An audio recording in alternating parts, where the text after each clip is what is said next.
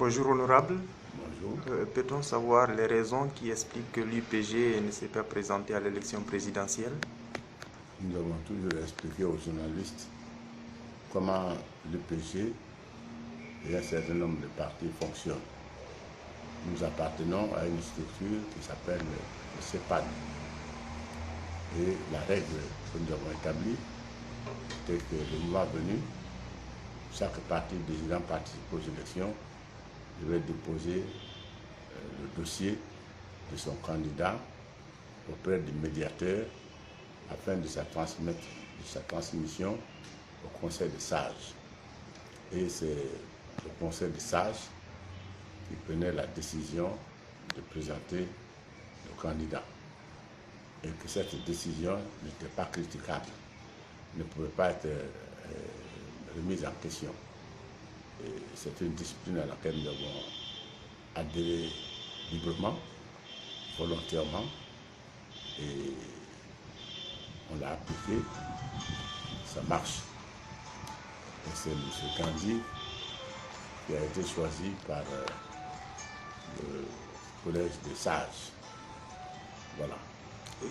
Concrètement, qu'est-ce qui a prévalu à ce choix? Qu'est-ce qui a pesé sur le choix de M. Gandhi et pourquoi pas Jean-Marie, qui, quand même, beaucoup de personnes estiment qu'il serait plus charismatique, qui est plus connu sur la scène politique?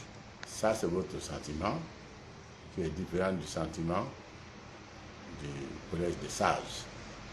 Et je me suis engagé, en engageant mon parti, à adhérer à cette règle sans la critiquer.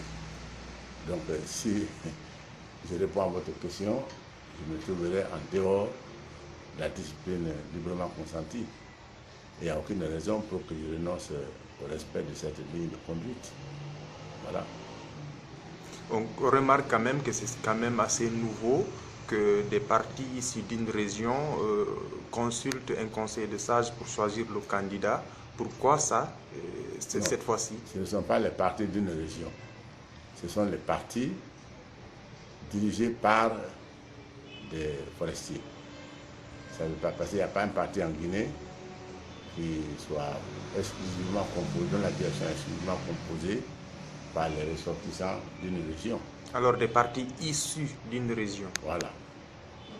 Des partis à leader forestier. C'est plus simple comme ça. D'accord. Parti à leader forestier. Alors nous avons décidé en commun, et nous l'appliquons en commun, c'est tout.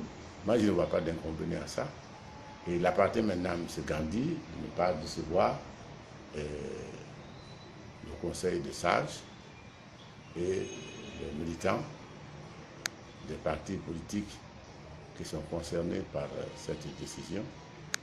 Mais moi, en tant que président de l'UPG, je m'engage avec mon honneur dans le fonctionnement de cette structure, avec cette habitude-là. Parce qu'on ne peut pas aspirer à la grandeur de son pays si on ne croit pas à la grandeur de l'engagement pris. Voilà.